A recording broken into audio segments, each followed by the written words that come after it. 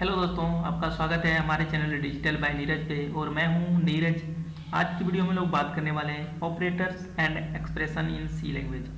Operator और expression क्या होता है सी लैंग्वेज में, ऑपरेटर का कितना इंपॉर्टेंस है हमारे प्रोग्रामिंग में और एक्सप्रेशन का क्या इंपॉर्टेंस है हमारे प्रोग्रामिंग में, ये सब डिटेल्स हम लोग इस वीडियो में बात करने वाले हैं।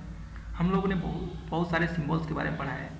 जैसे सिम्बॉल्स क्या हो सकता है, सिम्बॉल्स होता है asterisk, plus minus, multiplication, division, या फिर less than equal to, greater than equal to, या फिर एंड और नोर। ये सब जितना भी सिम्बॉल्स है वो सब क्या है, एक हम लोग का अगर उसका हम लोग यूज लॉजिकल या मैथमेटिकल ऑपरेशन करने में यूज हो, जैसे सी प्रोग्रामिंग में, अगर सी प्रोग्रामिंग में इनका यूज हम लोग मैथमेटिकल और लॉजिकल ऑपरेशन करने में करते हैं तो वही सिम्बॉल्स बन जाता है हमारा क्या, ऑपरेटर्स का काम करने लगता है। ओके, अगर उस ऑपरेटर को, एक तो हम लोग का ऑपरेटर क्लियर हो गया कि सिम्बॉल्स का हम लोग यूज करते हैं लॉजिकल और मैथमेटिकल ऑपरेशन करने में, तो सी प्रोग्रामिंग में तो बन जाता है क्या, ऑपरेटर बन जाता है। अगर वही चीज अब हम लोग ऑपरेटर का यूज अगर करते हैं वेरिएबल और कांस्टेंट को जोड़ने में तो वो बन जाता है एक्सप्रेशन। अगर मान लेते हैं कि ये हम लोग का क्या है, ए क्या है, वेरिएबल है, सी क्या है, वेरिएबल है, 7 क्या है, कांस्टेंट है, ये तीनों को हम लोग ने जोड़ा है या फिर मल्टीप्लाई किया है, जो भी किया है, ज्वाइंट किया है, तो वो क्या बन जाता है, एक एक्सप्रेशन बन जाता है। अब हमारे प्रोग्राम में कैसा कैसे लॉजिक आ सकता है, ए लेस देन इक्वल टू 7 भी हो सकता है, इस टाइप का लॉजिक हम लोग लगाएंगे। तो ए क्या हो जाएगा हम लोगों का, वेरिएबल, लेस देन क्या हो जाएगा, ऑपरेटर, और 7 क्या है, कांस्टेंट, तो वो क्या बन गया, एक्सप्रेशन। तो हम लोग प्रोग्राम में एक्सप्रेशन का बहुत ज़्यादा यूज करते हैं। ओके, जैसे हम लोग का इस प्रोग्राम में की बात करें तो इस एक्सप्रेशन में बात करें तो एक्सप्रेशन में क्या है, प्लस और एस्ट्रिक क्या है, ऑपरेटर है, ए एंड सी क्या है, वेरिएबल है, 7 क्या है, कांस्टेंट है, तो हम लोग का एक एक्सप्रेशन बन जाता है। अगर वही एक्सप्रेशन को हम लोग इक्वल टू के साथ जोड़ दें तो वो क्या बन जाता है, इक्वेशन बन जाता है। ये तो हम लोग का एक्सप्रेशन है। अगर इसी का हम लोग दो एक्सप्रेशन को जोड़ने के लिए हम लोग इक्वल टू का अगर इस्तेमाल कर दें तो वो बन जाएगा इक्वेशन। जैसे ये एक हम लोग का क्या है, एक्सप्रेशन है, ये भी क्या है, एक हम लोग का एक्सप्रेशन है, इसको मैंने इक्वल टू के साथ अगर जोड़ दिया तो वो बन गया इक्वेशन। ओके, अब हम लोग बहुत सारा ऑपरेटर टाइप के बारे में पढ़ेंगे क्योंकि ऑपरेटर ही बनाता है क्या, एक्सप्रेशन। और एक्सप्रेशन हर प्रोग्रामिंग के कुछ भी अगर प्रोग्राम लिखोगे तो वहाँ पे एक्सप्रेशन का यूज बहुत ही यूज होता है, मतलब हर प्रोग्राम में तुमको एक्सप्रेशन का यूज करना ही पड़ेगा। ठीक है, तो हम लोग इसीलिए हम लोग ऑपरेटर को पहले पढ़ेंगे फिर एक्सप्रेशन को उसमें यूज करेंगे। जैसे ऑपरेटर क्या हो सकता है, अर्थमेटिक ऑपरेशन कर सकते हैं हम लोग, असाइनमेंट ऑपरेटर होता है, एक टाइप का ऑपरेटर होता है, सबके बारे में हम लोग डिटेल्स पढ़ने वाले हैं। लेकिन आज के वीडियो में हम लोग पढ़ने वाले हैं अर्थमेटिक ऑपरेटर।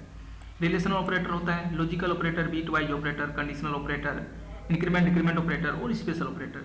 आज की वीडियो में हम लोग बात करें तो अर्थमेटिक ऑपरेटर। तो सबसे पहले अर्थमेटिक ऑपरेटर क्या हो सकता है, अर्थमेटिक जो भी कैलकुलेशन होता है वो सब हम लोग क्या आएगा अर्थमेटिक ऑपरेटर में। जैसे एडिशन करना हो, सब्ट्रैक्शन करना हो, मल्टीप्लाई करना हो, या फिर डिवीजन करना हो, या फिर क्या मॉडुलस का यूज करना हो, वो सब क्या आता है हमारा अर्थमेटिक ऑपरेटर में आता है। अब इसका प्रयोग प्रोग्राम में कैसे यूज करेंगे, जैसे देख रहे हैं हम लोग कि एक क्या है, प्रोग्राम है। अब इस प्रोग्राम में हम लोग क्या क्या ऑपरेशन यूज करते हैं, अर्थमेटिक ऑपरेटर कैसे यूज करेंगे। सबसे पहली बात तो हैज इंक्लूड studio.h और हैज इंक्लूड conio.h, इनके बारे में हम लोग पहले ही वीडियो में बात कर चुके हैं, इसके बारे में उसको बोलना नहीं है। ये वर्ड मैन, यहाँ से हम लोग का प्रोग्राम स्टार्ट होता है और स्टार्ट होते ही हम लोग का क्या हुआ, मैन प्रोग्राम, जो मैन है फंक्शन, यहाँ से ही हम लोग का क्या होता है, हम लोग सारा लॉजिक जितना डिफिनेशन करना होता है, डिफाइन करना होता है, वो सारा यहाँ से स्टार्ट होता है। तो मैंने ये क्या किया, प्री डिफाइन ले लिया, मतलब पहले से डिफाइन किया है कि ए जो है हम लोग का 28 है और बी हम लोग का क्या 15 है, और उसको हम लोग क्या करेंगे, उसी वैल्यू का यूज करके एडिशन, सब्ट्रैक्शन, मल्टीप्लिकेशन, डिवीजन और मॉडुलस का यूज करेंगे। ओके, तो सबसे पहली बात हम लोग क्या करना चाहते हैं, जोड़ना चाहते हैं, इसको एडिशन करना चाहते हैं। एडिशन करने के लिए क्या करना पड़ेगा, ए और बी को जोड़ना है, तो ए प्लस बी, और क्या किया, एडिशन में जाके ऐड कर दिया, तो वैल्यू कहाँ पे स्टोर हो गया, ऐड में भी स्टोर हो चुका है। वैसे ही अगर हम लोग सब्ट्रैक्ट करेंगे 28 माइनस 15 तो क्या होगा, 28 में से 15 घट गया, और यहाँ पे सब्ट्रैक्ट में जाके क्या होगा, स्टोर हो जाएगा। वैसे मल्टीप्लाई करेंगे a इंटू बी, मल्टीप्लाई करके कहाँ पे स्टोर होगा, MUL में स्टोर होगा। ऐसे ही डिवीजन करेंगे तो a divided by b, division में जाके स्टोर होगा।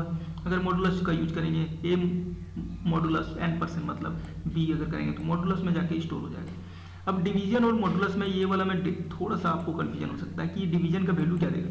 हम लोग डिवाइड करते हैं तो क्या वैल्यू देगा, ये देता है हम लोग का जो भी डिवाइड कितना बार में हो रहा है वो वैल्यू देगा। और ये क्या देता है, ये रिमाइंडर देता है कि कितना बार में डिवाइड होकर कितना बच गया हमारा, वो देगा मॉड। ओके, जैसे अभी हम लोग जब प्रोग्राम इसको रन करेंगे तो यहाँ से वैल्यू जो आएगा उसी से हम लोग को पता चल जाएगा कि क्या ये दोनों लॉजिक क्या है इसका, ठीक है, प्रोग्राम में। अब चाहते हैं कि ये वैल्यू को हम लोग का क्या हो, कंसोल में दिखे, तो उसके लिए हम लोग क्या यूज करते हैं, प्रिंट यूज करते हैं। और अगर वैल्यू को क्या लेना हो कंसोल में, अगर हम लोग को वैल्यू देना हो अपने से, ठीक है, इनपुट देना हो तो क्या करते हैं, स्कैनफ यूज करते हैं। लेकिन हम लोग को क्या करना है, दिखाना है अभी, तो हम लोग को क्या करना है, प्रिंट यूज किया। Addition of A and B, यहाँ तक क्या होगा, एज इट इज उतरेगा, क्यों, क्योंकि डबल कोटेड के अंदर है, ठीक है। अब क्या है, परसेंट डी मतलब इंटीजर वैल्यू डिस्प्ले कराएगा। ओके, इंटीजर वैल्यू क्या करेगा, डिस्प्ले कराएगा। और इंटीजर वैल्यू क्या है, वैल्यू क्या है हमारा यहाँ पे, ऐड, जो भी ऐड आएगा वो क्या होगा, इंटीजर वैल्यू ही दिखाएगा कंसोल में। तो वो क्या करेगा, इंटीजर में जो भी वैल्यू है 28 और 15 कितना है, 43 यहाँ पे स्टोर हुआ है, 43 स्टोर हुआ है, तो क्या होगा यहाँ पे 43 प्रिंट करेगा। ओके, वैसे ही पहले इसको रन करते हैं, रन करने से पता चल जाएगा कि क्या क्या लॉजिक है हमारा। वैसे ही क्या करेगा, सब्ट्रैक्ट करेगा, 28 में से 15 सब्ट्रैक्ट करेगा तो क्या वैल्यू यहाँ पे स्टोर होगा, 13 स्टोर होगा। अगर यहाँ पे 13 स्टोर हुआ तो यहाँ पे कैसे वैल्यू प्रिंट करेगा, प्रिंट है subtraction of A and B, subtraction का वैल्यू जो भी यहाँ पे है वो इंटीजर टाइप में 13 स्टोर हम लोग का करके दे देगा। सेम टू सेम यहाँ पे प्रिंट का मल्टीप्लाई करेंगे तो वो क्या देगा, 18 प्लस 18 इंटू 15 जो भी वैल्यू आने वाला है 420, देखो यहाँ पे 420 हम लोग का क्या है, प्रिंट करके आ गया है। तो यहाँ पे मल्टीप्लाइज में जो भी स्टोर हुआ था वो यहाँ पे क्या हुआ, डिस्प्ले हो गया। कहाँ से स्टोर हुआ था, ये दोनों मल्टीप्लाई करके यहाँ पे स्टोर हुआ था।